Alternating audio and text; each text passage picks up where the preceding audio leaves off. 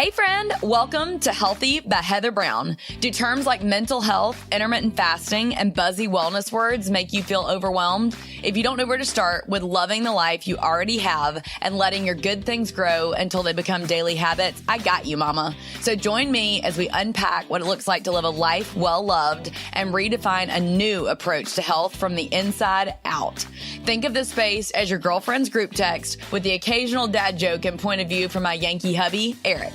We promise to give you key takeaways that you can implement right away to pursue health in your mind, body, and soul because God made us that way. Don't stress. Let's hop on this Hot Mess Express together.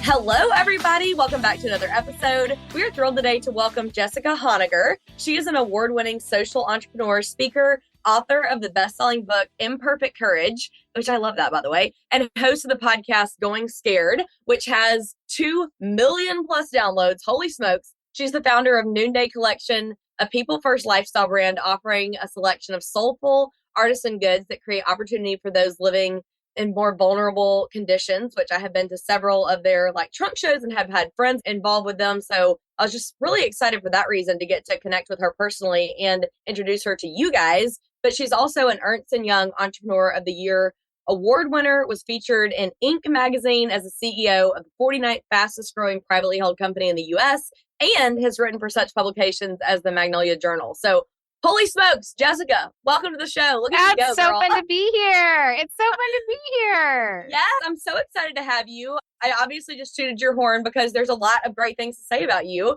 So I know that there's lots of amazing behind the scenes stuff that we'll get to talk about today of how you've accomplished all these amazing things. But will you just tell us a little bit about your fashion brand, Noonday, your family, just give everybody a little bit more of a personal glimpse into your life? Absolutely. Well, I love it when women toot each other's horns. We do that a lot at Noonday and in our community. So the more toot toots we give each other, we all rise together. So it's so great to be here. So excited to chat with you. I'm a mom of 3. I have 2 kids the old-fashioned way, and we brought one child into the world via adoption. I have a beautiful 13-year-old boy from Rwanda named Jack. I live in Austin, Texas. I sometimes eat queso for dinner here. And yes, and ranch water, which I think was invented here in Austin, Texas. I don't know if you know what ranch water is, but it's a Topo Chico with a little tequila and lime. Love it. Little So tahini rim. It's the best. Do you have a favorite canned version of it that you found yet? Yes. It's called Epic Western. Oh, I haven't tried that kind. Okay. Yeah. It's actually one of my friends is the founder, and it is all natural. It's the best out there for sure. It's a little dangerous. It's a little high on tequila. Just warning you. You heard it from me first. Okay, I love it. I love it. Okay. I've gotten in trouble before with the Cutwater Spirits ones in a hot tub on vacation with my husband. So I'm I'm going to keep that in mind. Keep that one in mind. Keep that one in mind. Hilarious. And so I founded a brand called Noonday Collection around 12 years ago. And we are a full lifestyle brand. In fact, we acquired another company a few months ago. It was an acquisition and merger named Seiko Designs, which is another social impact brand, and they have apparel. And so we now have apparel and coffee and home goods and accessories and bags and just beautiful, beautiful things that you're going to want to wear and know about if you don't know about us yet. Totally. And we really just believe in community and that when women are on a mission, we are unstoppable. So we have a really incredible brand ambassador program where you can become a brand ambassador for Noonday Collection, and you can create impact while also making an income, and you get to travel with us to some of the countries where we work, like Guatemala, India, Uganda, Rwanda. And we have a blast getting to just connect people around the world and wake up every day knowing that we're not paralyzed by the problems that we see, but we actually get to be a solution to the problems that we see in the world. Oh, I love that. Last season, we talked all about mental health, and this season, we're talking a lot about relational health. And I didn't know if the conversation was going to lend itself this way, but I just have to ask because one of my followers was asking me, can you kind of just touch a little bit on adoption or even, and I don't know if you've ever done oh my gosh, I'm blanking on what's called adoption. And oh my gosh. Oh, when you have a child in your home for a certain amount of time, but it's short. Foster care. Foster care. Okay, I'm gonna restart that. So I didn't know if the conversation was going to lend itself this way or not, but I would love to hear a little bit of background from you because last season we talked about mental health. This season is about relational health. One of the things that one of my followers asked me was, if, are you going to have anyone on the show that's either adopted or is in foster care? Do you Mhm. mind? I don't want that to like take over the whole episode, but I would love for you to just share a little bit about your heart behind that and what that's looked like from your full body health, mental, spiritual, relational, Mm, all the things. yeah, it really has changed my life and our life. And I'm so grateful for the journey that Jack has taken us on. My husband and I spent a couple of years overseas and had always seen entrepreneurship as a way to create opportunity for people to come out of poverty and really believe in family preservation and creating economic empowerment in communities as much as we can.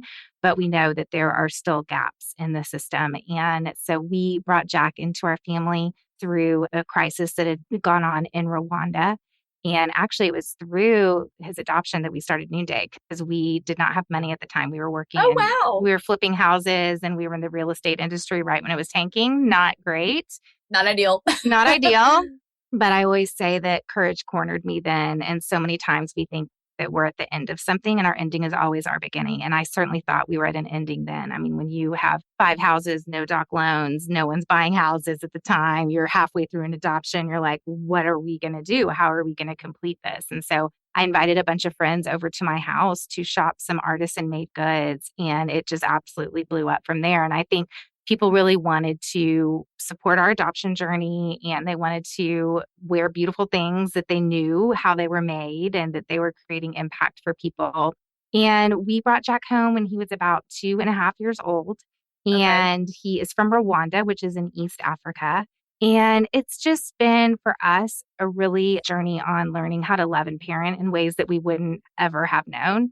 I Mm, think that, when you especially are a new parent, you think there's this formula, good parenting in, good kids out. And I really wrestled with shame, especially as a working mom who was really building a fast growing organization. And my kids were all under 5 at the time. And I just had a lot of shame narratives around how do I define being a good mom? Because if I define being a good mom as like always around my kids or homeschooling or, always organic, I mean, whatever, then I'm not meeting that definition. And I think what Jack and adoption has done really help us redefine what good parenting is. And mm, good parenting always really became about connection.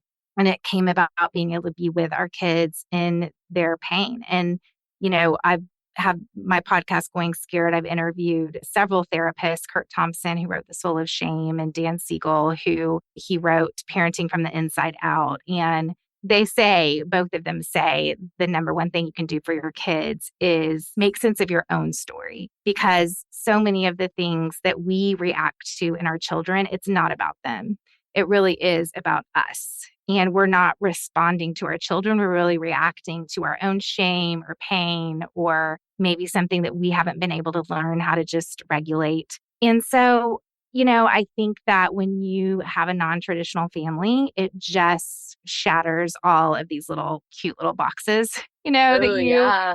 create. And I'm just so grateful that Jack did that for us. And, really both because we just began to research, okay, well, how do you parent differently when you are parenting in a non-traditional way through adoption? And that is where we were introduced to this whole idea of connection. Whereas before, I think it had been about obedience, like Mm, that's the yeah. outcome I'm looking for is obedience. And now seeing, it's really about connection. And now my kids are 13, 14, and 17. And Saturday night, my little girl had her first prom and we all waited up till 2 in the morning so that when she walked in the door, she was just going to have us to be able to be like, here's what happened. Here's everything. And I just think, gosh, thank God we did adopt because it just made us prioritize just creating safety in our home for conversations and learning how to be responders, not reactors, and learning how to just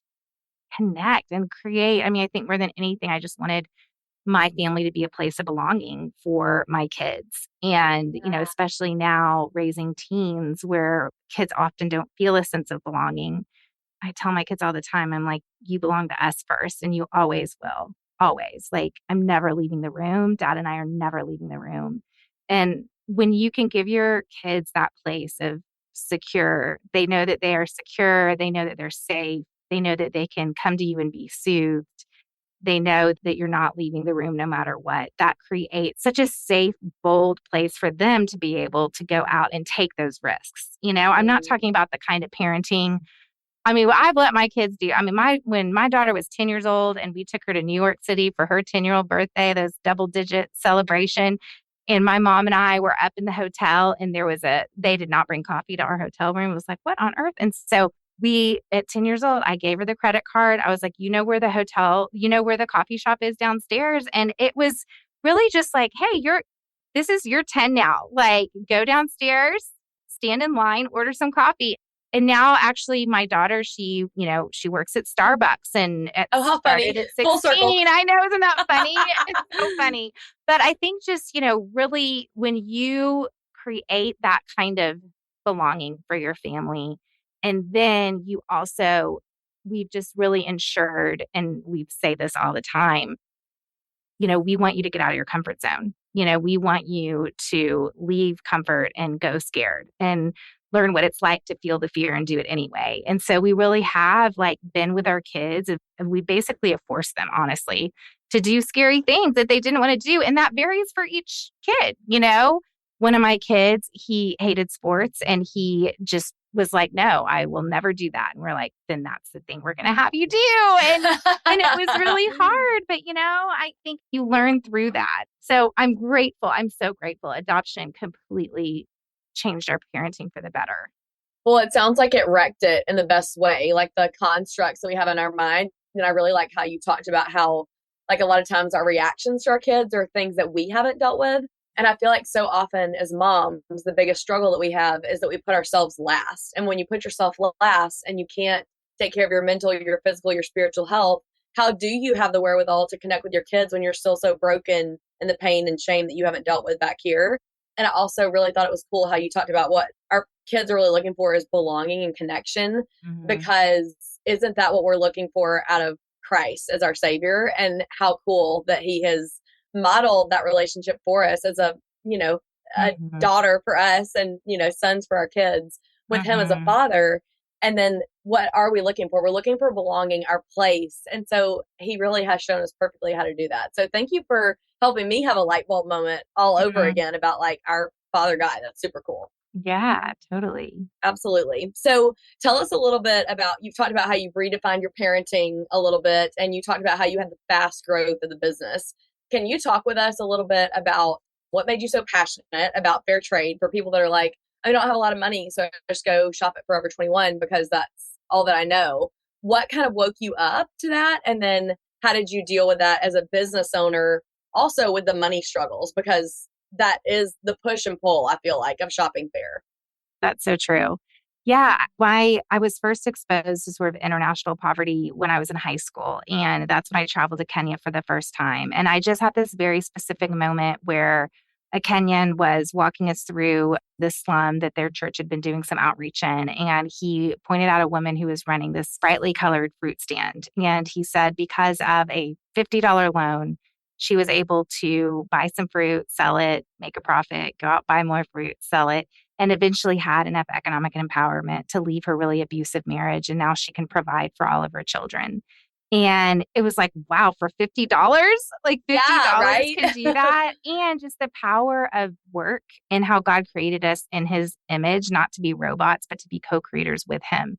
So I think anytime that we're working, whatever it is, now I know that like changing diapers and making dinner or raking leaves, those are the times when you're like, okay, in all things, I will do all things to glorify God. It doesn't always feel great, but there is Yes. an element of when we're using our bodies and our minds and our souls for good that we're stepping into our purpose, really, and how we were Ooh, created. And so many people around the world, first of all, there's 80% unemployment in Haiti, 60% unemployment in Uganda. wow. Um, Also, a lot of the jobs that are available are exploitive. So, whether it's people working and not getting paid, or whether it's people that actually get trafficked, um, I believe that when we actually, when work is actually exploitive, that is the opposite of that, innate way that God created us to be. So how can we be redeemers of work? And being redeemer of work, one of the most exploitive industries is fashion. And fashion, it's very much known to be wasteful. So not a sustainable way to be able to care for our earth. It's known as being very exploitive. And so how could I work in an industry that does things really differently and actually make it right and make it accessible? So to your point, you can go buy some $38 earrings on our website right now. I mean, we have some really great accessible price points. I think that's really important to us because we didn't want to feel like, oh, you have to just empty your bank account. And so we say, buy a little less and maybe spend just a little bit more, but just knowing that there are people behind your purchases. And of course, just with our brand ambassador model, you're also, supporting a girlfriend, which is awesome. Yeah. So at the end of the day, you're doing so much good. I always say, like, we're doing more good than most nonprofits. And so if you're going to give a donation, you might as well get some cute stuff out of it, So true. I love that trait. Yeah. Guilt-free shopping. I mean, it doesn't get any better. Hey mama, do you feel like you are surviving on chicken nuggets and goldfish and haven't stepped in a gym since college? Or maybe, on the other hand, you feel like you're checking every health box and are still hitting a brick wall? Well, I'm here to help you redefine what it means to be healthy from the inside out. I'm a former fitness instructor and everyday mom who is passionate about helping you create a beautiful life you freaking love. So I'm opening the doors to the Healthy by Heather Brown membership to the public and can't wait to walk alongside you and be your cheerleader. When you join, you'll be added to my exclusive Facebook group. You'll receive my Sunday reset training that will help you create promising, sustainable, healthy choices from the inside out, which will in turn lead to a more joy-filled life for busy moms. Live coaching and workout classes with yours truly. You asked and I listened. We'll talk about how to balance your whole health when you have kids and life get busy with school and activities. It includes grocery haul ideas and accountability as we all reset together each Sunday. There will be so much offered that you won't find anywhere else on the internet. Are you ready to take one step out of stress, shame, unhealthy boundaries, and fatigue and add healthy rhythms to the Hot Mess Express? When you're ready, I'll see you on the other side of the link in the show notes. I'm excited and ready to hold your hand and meet face to face.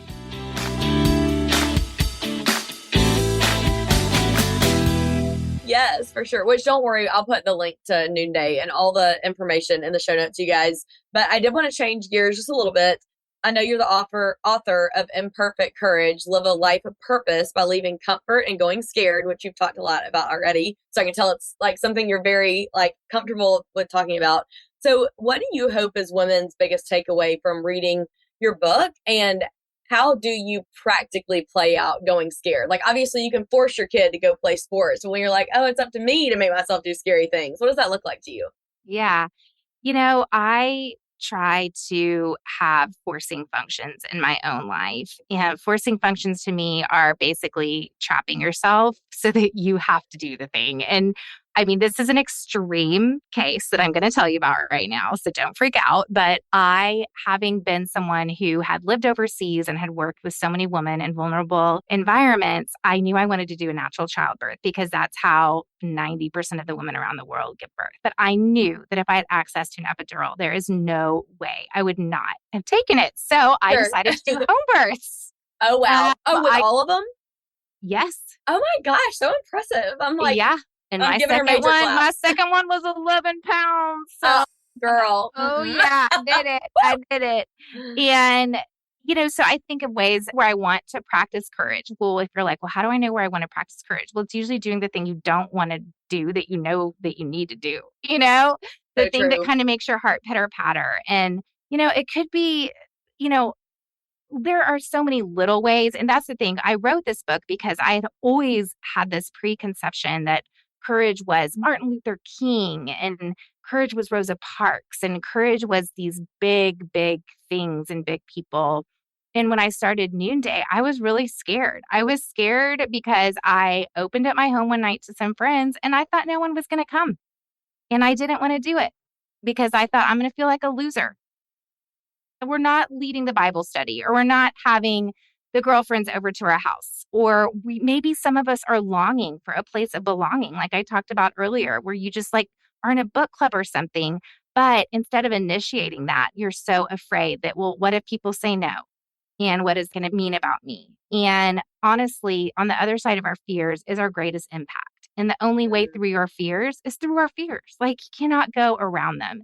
And the more you learn how to start walking through your fears and then regulate in the midst of those fears. If you're a Christian, that means regulating with people that feel safe to you, that are Jesus with skin on. It means regulating with God's presence. It means being able to go, man, I'm afraid right now, and I'm going to be okay.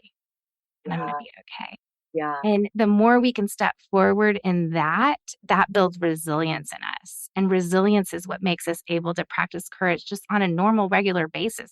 I mean, I used to be so scared to text someone for the first time. Like, what if they don't get back to me? And I mean, and now I'm like, I would never even think twice about doing that. So there's just so many ways in which we're letting fear hold us back from actually living our lives. And we also let shame talk to our fear and be like, I can't believe you're scared of that. Oh my God, that's dumb. And that's not motivating at all, So it's also learning how to be really compassionate to those parts of us that are afraid.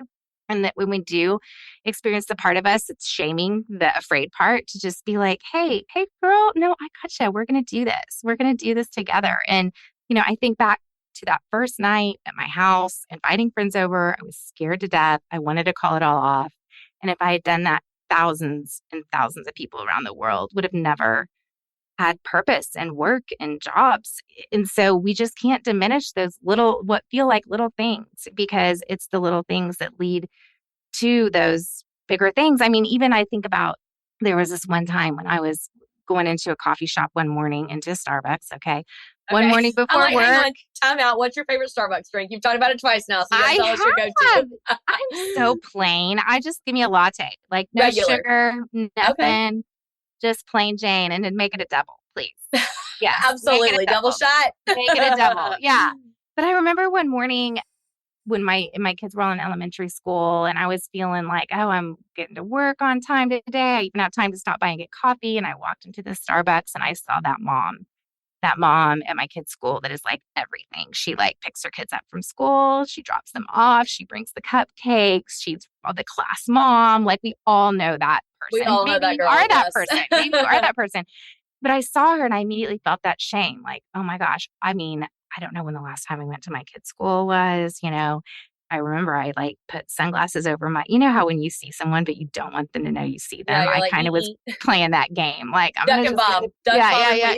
That's right. Bob and weave. I'm bobbing and weaving my way on out of here, but after the latte. And then I just had this moment of courage where I just thought, you know what? I'm going to talk to her. And so I was just like, hey, girl, how are you? Jessica Honegger. And she's like, oh my gosh, weren't you just traveling? And I said, yes, I was. And she goes, man, I just don't know how you do it all. And I looked at her and I said, I'm able to do it all because of you. That's because so good. you show up for my kids. And you show up for them in ways that I can't. And I just want to thank you for that.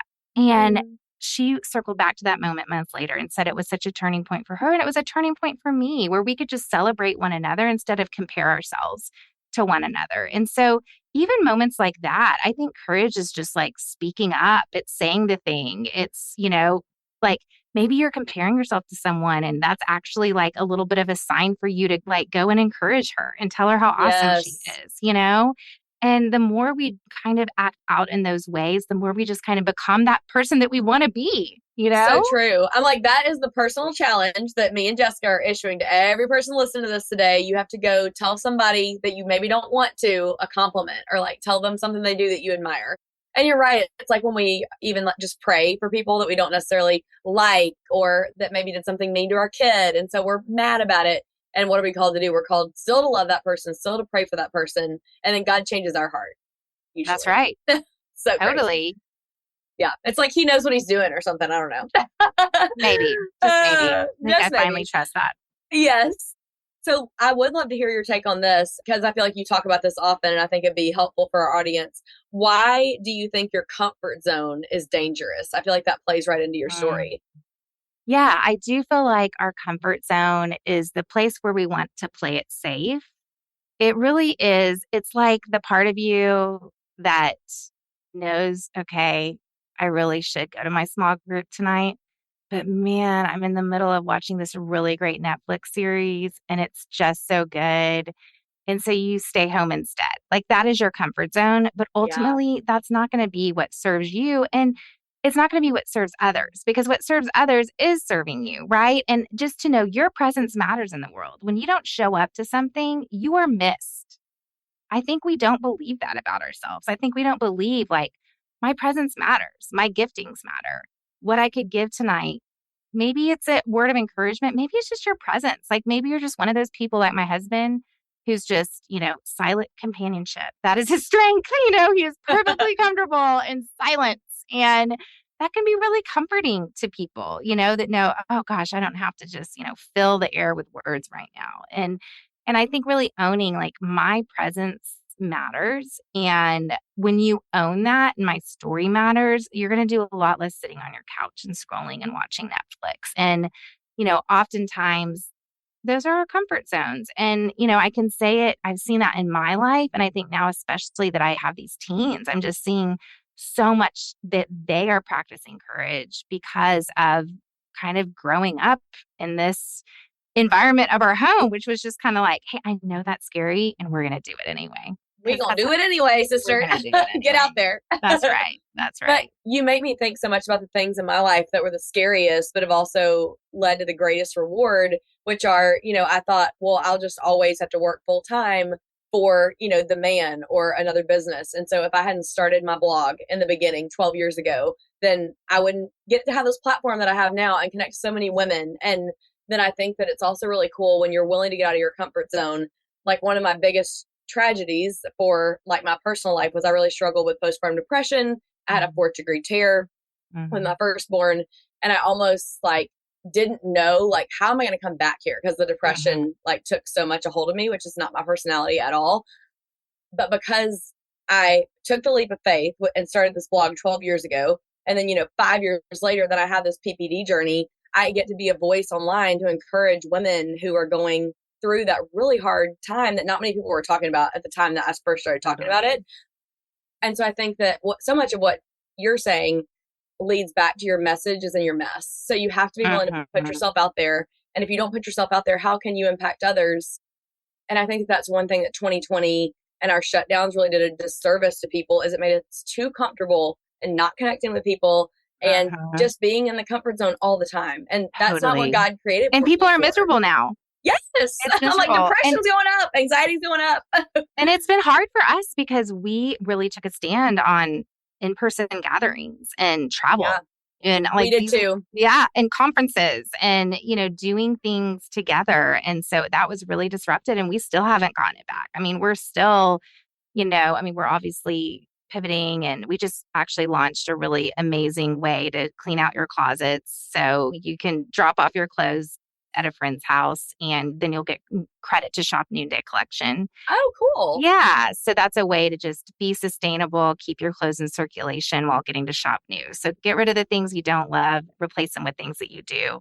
So in some ways it's like helped us to innovate or think about, how do we get people up and out? But it is just wild. And I get it too. Like I really, really do get it. Because there is like this languishing and fatigue that, has kind of settled in on the humanity, I feel like. Yeah, totally. I mean, listen, I wrote Getting Out of Your Comfort Zone before COVID, and now it's like, oh my gosh. Well, this is 10 times more like applicable even now, It is. That's so it cool. Really is. Yeah. So in the book, you did discuss connecting to community both, at home and worldwide. What are your best tips for creating community locally and worldwide for the mamas listening to this? Yeah.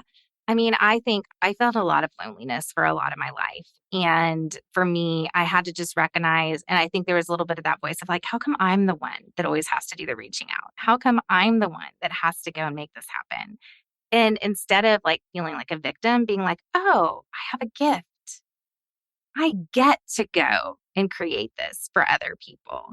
And so for me, when I have felt lonely or felt like I don't have a place of belonging, or especially when I felt like, oh my gosh, I'm a working mom and no one else is, I'm like, I'm going to go and find the people and I'm going to say, and so that's what I just started doing. I said, like, when a few years ago, it was like, hey, can we meet and do a book club, once a week? We can meet at my office and do it at night after the kids have gone down. Yes. Now what I do is I lead a group of 7 leaders from around the country, and we do a physical retreat once a year. And once a month, we get on a 3-hour Zoom and Oh, we dang. ask each other, what are you longing for right now? What are you grieving right now? How can I create a space for you where you feel seen, soothed, safe, and secure? And we're all leaders. And that's been really important to me in this season, just leading, especially in this post-COVID environment. So I think, it's just so easy to look on the internet and feel like you're the only one that doesn't have friends. And all it takes is one person. It might be some trial and error. I'm not great friends with some of the people I was really good friends with a few years ago. I always say, Yeah. like, I'm actually not even friends with the girls that were in my wedding. Like, Isn't that crazy? I'm just not one. Like, it took me a long time to find my people. And that's okay. That's okay It is okay. too. In fact, I think it's more common than ever before now. So it kind of true. feels like. So true. So, go create what you want. And you have the power to do that. I promise. You so do. Well, you're talking about tangible things that they can do. So one thing I want to ask you, and then I'll get into our final question that we ask everybody, but how do you reset and recharge each week? And does it involve some of that reaching out? Yes. I'm even like driving home from work. I'll just like call a friend and just, for me, what I love is like stupid conversation. Like I love the deep conversation, but I also love like knowing, oh, I have a friend who was having a really important meeting today and I'm just going to call her and see how that went on the way home from work. Yeah. I do enjoy just like being able to kind of like getting on the phone and calling people. I'm realizing is I don't have it with most friends, obviously, but like the friends that I do, there's just something special about like phone friends. Yeah. Yeah. There's very few people that you can talk with for that long and with almost like the expectations of carrying on that conversation that you've known for so long. And usually phone friends are those versus like people you work with every day or your family. Yeah, they're the friends that you're like literally are just like, oh my God, I gotta go. And they're like, okay, bye. Like okay, bye. You know what I mean? Like yeah. Those little things can fill me. And then the big things that fills me are really just, relational connection. And right now, I was telling my kids a couple weeks ago, because we have dinner together almost every evening. We used to be so social. Like we're at the house, right? Like we've got the pool, come over. Friday night, it was like, all right. I would drive home from work and like people would already be in my house making margaritas, like I would walk into my house to a party. That's hilarious. Yeah. And we are not as much like that anymore. Some of that for sure was COVID just kind of broke up that like dynamic. But some of it is like my kids are actually very interesting people now. And we have such interesting conversations. Sunday night we sat around and binged 60 minutes. I love it. Great. Yeah. And like have these really interesting conversations about AI and cancer research. I think what really fills my cup is just honestly like my family right now, which is great because let's face it. We've gone through some times where I wouldn't have said the opposite. You're like, they're depleting my cup. So exactly. So I'm going to take it when I have it, Yes, for sure. Well, Jessica, tell everybody a little bit about where they can find you online and just anything else that you have new and upcoming you want people to know about. Oh, awesome. Well, you can find me. I'm on Instagram the most as far as social goes. And we just celebrated 2 million downloads on the Going Scared podcast. So you can go check that out. We just launched some of our listener favorites. And so that is up live for you to listen to. My book, Imperfect Courage, is available wherever books are sold. And Noonday Collection, lots of cute stuff, especially if I know you're not thinking about the holidays yet, but that's what we do in retail this time of year. We're gearing up. So we just launched a beautiful new collection and I would love for you guys to go check that out. And if you want to be a brand ambassador for us, you can head to noondaycollection.com and we'll tell you more. Yeah, love that. So great. Jessica, we really appreciate you joining us today. Thank you so much for being here. And like I said earlier on the podcast, I'd really like encourage you mamas to go and tell someone a compliment. Get outside your comfort zone, connect with another mom that maybe you don't know. And we love you guys. We're so grateful you're here. Make sure you check out Noonday Collection. And Jessica, give her a follow on Instagram for lots of encouragement. See y'all next time. If y'all think I'm a little crazy, just wait till my favorite guest joins me in the marriage corner. It's my hubby, Eric.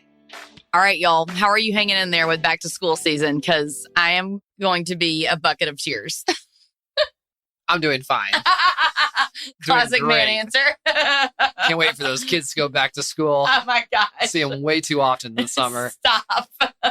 But I'm dead. It is funny that you brought up back to school. And, it kind of got me thinking about, when I was back in elementary school, middle school, high school, things of that nature, when I was thinking about our marriage corner. And I want to ask you real quick, what was one of your favorite subjects in high school, I would say? Oh, in high school. I'm going to go with, English or anything in writing in high school, because that's what I was good at. I'm not terribly surprised, but one of my favorite subjects was U.S. history, social studies, basically civics, anything related as far as I was concerned. It's one of my favorites. And so that got me thinking with our marriage corner. And I know, I've asked you some random questions or some questions in the past, but in the lines of U.S. history, citizenship being my favorite subject, I thought we would give you a little test today. Sure. In fact, give you a mini U.S. citizenship test. Y'all don't judge me. This is about to be bad. So I'm a big believer in that. It's important in marriage and with your children a lot of times. Not only do you have to laugh with them, sometimes you just got to laugh at them. At them as well, too. I'm going to give Heather 10 questions. And I will say I've reviewed a lot of these questions. Some are fairly straightforward, but there are some difficult ones. And I'm not going to go too crazy, but it is interesting that the U.S. citizenship is kind of separated in different categories. One of the categories is geography. Another one is recent U.S. history. There's colonial history, principles of American democracy, system of government. So there's a lot of different topics. I'm going to try and just pick a few from maybe each category. Is there anything that you're specifically afraid of, Heather? Well, first of all I have to say is, your spouse loves to keep you humble, just like parents like to keep their kids humble. I'm specifically afraid of pretty much all of them, if I'm being honest, because I don't know how deep you're going to go. Well, I'm going to say if you get 7 out of 10 right, I think your U.S. citizenship is safe. All right. Not at risk of being deported. We won't have to move to a different country. Ooh, if we did move to a different country, where are we going?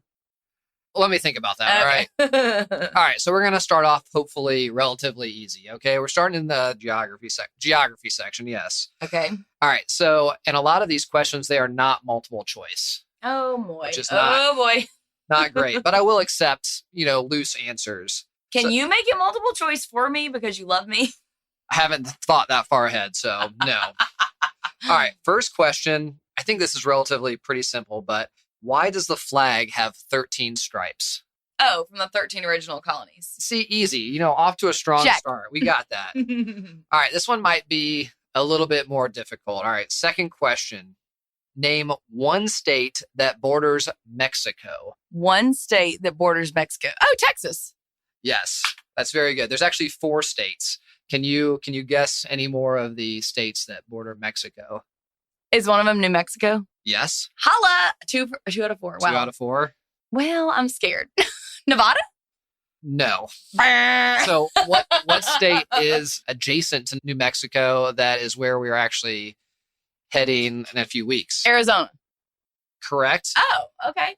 And this one I think... No, California. Yes. You got it. All right. Those are the 4. All right. We're going to do one more from the geography section. But can you name one U.S. territory? There are 5 U.S. territories. This is a little difficult. Now, when you say U.S. territory, you mean like southeastern? Like, I don't even know what that means. So basically, there are territories, and I'm going to give you a little hint. Okay. Most of them are islands that are not part of the United States, but are territories that have, I believe, delegates that represent them. Meaning like Hawaii? So Hawaii is a state. Right. Not a territory. Okay. Yeah. I know it's a state, but I'm thinking about things that are separate from the U.S. Cuba? I don't know. I'm so man. lost. This was a good question. It's pretty great. Alaska? Also a state. I know it's a state, but isn't it part All of right, the all jurisdiction? right. I'm going to give you multiple choice. All right. Okay, great. Thank A, you. B, or C. All right. So A, we have St. Thomas, the island in the Caribbean. Mm. B, Guam, or C, Dominican Republic. A was St. John. or St. Thomas. I can't St. remember what I Thomas. said. That is incorrect. Dang it. All right. Oh So my gosh. the answer I was looking for was B, Guam. Other American territories include Puerto Rico, Mm. U.S. Virgin Islands, American Samoa, the Northern Mariana Islands, and Guam. So, I don't even think All right. 3 of those existed in my life, but okay. all right. So we're 2 out of 3. We're still headed towards U.S. citizenship. So let's get out of the geography section. Let's go to, let me see here. I want to go to recent U.S. history. All right. Uh-oh, this could be bad. All right. So here we go. Name one war fought by the United States in the 1900s. This one war in the 1900s. World War 1900 II. Bing, bing, bing. All right, great. Can you name any other wars that were fought in the 1900s? Civil War. My gosh. No. No, dang it. When was that fought? 1860s. Really? Yes. The Civil War? Wow. Wow. Wow. Okay. Maybe we should cut this out. All right. So other ones, World War One, Hang on. Vietnam. Vietnam, yes, yes. I should have said that one and not Civil War. You It's know, okay. it's all right. You really put yourself out there on a limb. But you only need to get one, and you got one. So Right. you are 3 out of 4. All right, here we go. What territory did the United States buy from France in 1803? What is a territory? So it's a big piece of land, and I'll give you a hint. So it kind of, how am I going to say this? So it was a very big portion of land ranging from the Gulf of Mexico all the way up to Canada and encompassed a huge part of the Midwest. It was the blank purchase. Oh, this is ringing a bell. It's a state, the state, it's the name of the state, purchase.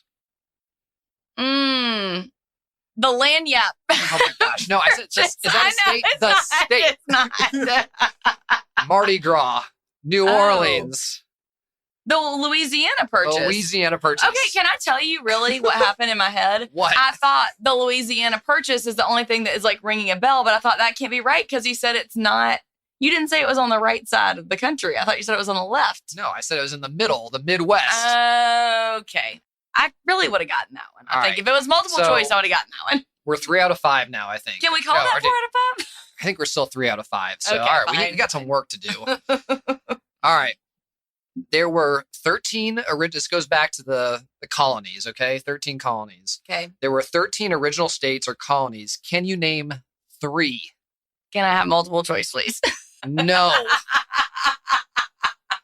The immigrants that are coming to this country that are working hard, they did not have multiple choice. All right. They Just also 3. studied for it. So- for it. Let's think about it this way. Where were a majority of the colonies back, in the 1700s? Or like New York and Pennsylvania and all those. Okay, you've got 1. Oh, You've got great. 2. New York and Pennsylvania. Name 1 more. Okay. Maine. No. Rhode Island.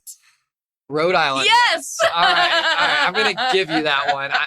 So Maine came into the Union a little bit later on, So anyways, all right.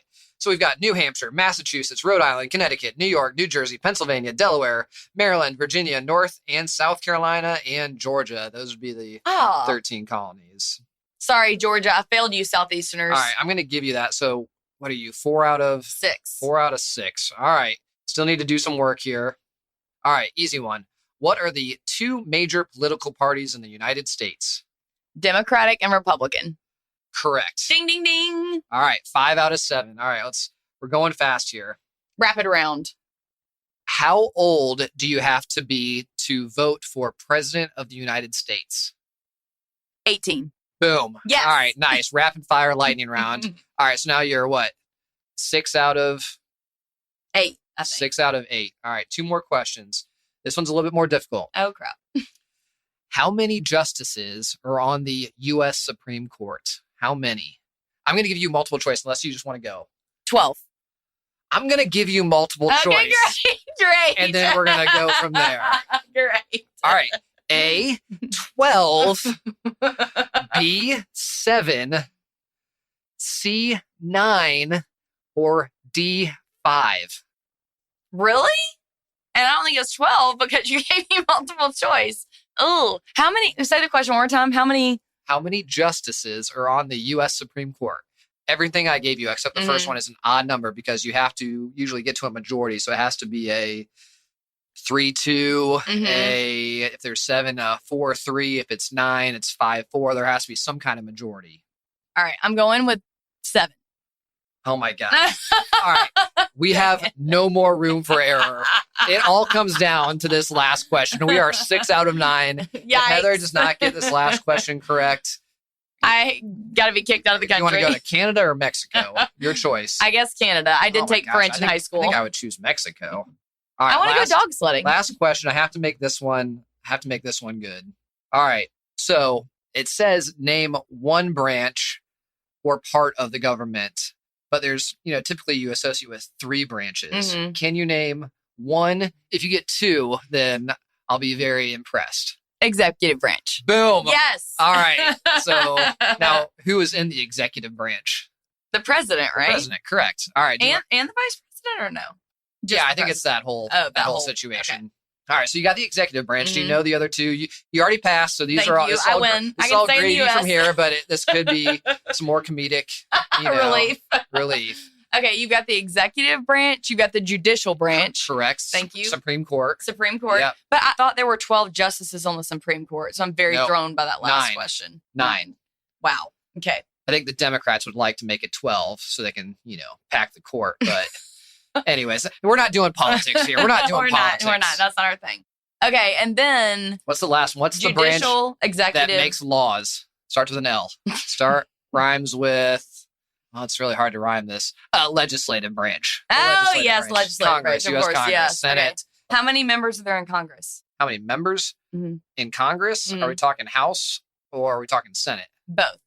All right, so Senate's obviously the easier one. And honestly, I'm gonna have to look up. I believe there's 400 and 400 and maybe 15 representatives. That's probably wrong, but it's right around that number, I believe. Wow. The senators. There's 100 U.S. senators. Okay. So 50 states, 2 per state. Okay, got it. You know what, Heather? I think you did pretty good there. Thank you. You can remain a U.S. citizen. I'm happy that, we can stay married. I don't have to move to Canada or Mexico with you. Maybe we can move to Guam. I don't know. Hey, so there you go. See. I'd be more on board with St. John, I think. Take me to the islands. Okay, well, it's been fun. Tell us how many out of Eric's questions you got right. DM me on Instagram. It's Healthy by Heather Brown. Make sure you give me a follow while you're there. And then if you guys will do us a huge favor, click that follow button. It helps us know who is listening. And also it helps us to be able to get great guests on for you guys. All right. Have a great Tuesday. See you next time.